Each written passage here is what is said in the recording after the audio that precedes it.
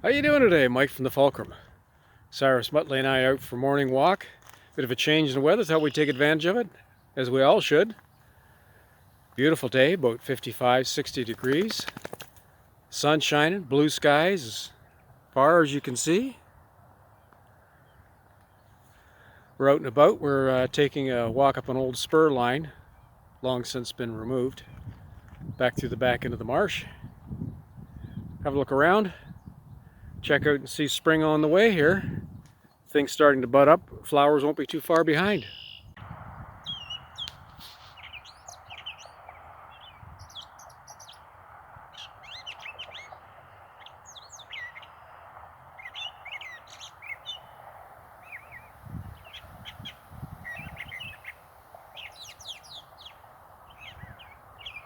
There's somebody who's enjoying his day. Singing his heart out.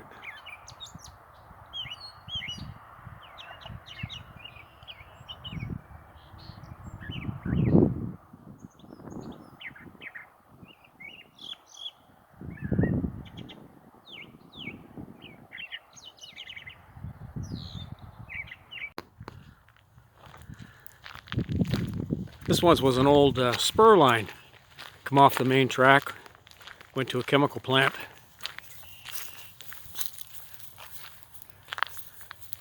Every now and again you can see traces of the old rail bed, bits of railroad tie.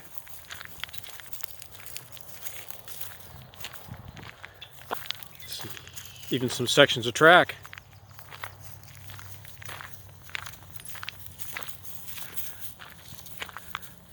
Get all kinds of vegetation along through here, sumac along the trail, wild grapevines that quite often by midsummer arch right over the trail like a tunnel. Of course we have all kinds of dogwood, all kinds of scrub wood like Manitoba maple. But it changes every day with the weather. Undergrowth starting to come up. By midsummer, this is going to be pretty much at shoulder height.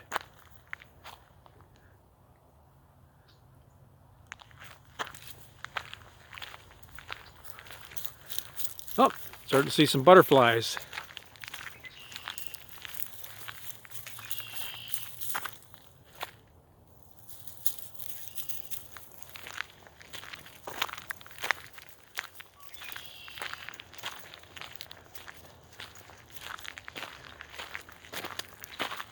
You can see here how high the rail bed was above the marsh.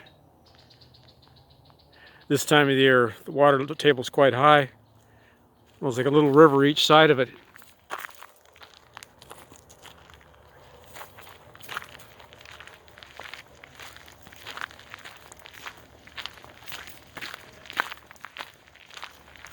We like to get out here every morning, come through. It's part of my bucket list of getting the ducks in line. Get out every day, get lots of exercise. Doesn't have to be terribly strenuous as long as you get out and do something. Get out, breathe the air, enjoy the sunshine.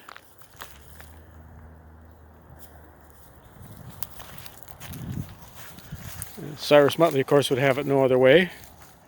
We have to get our 10 miles a day in or I never hear the end of it.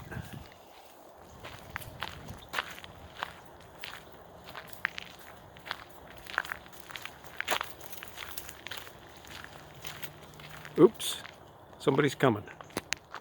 I had to break the video off there.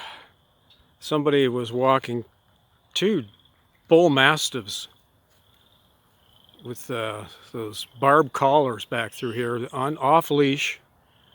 I don't normally let Cyrus Muttley off leash unless I know there's absolutely nobody back here. This is about the third time that woman's dogs have attacked mine on the trail. Thankfully I never go anywhere without stout walking stick. I actually had to club two of them off the back behind the ears to get them to go.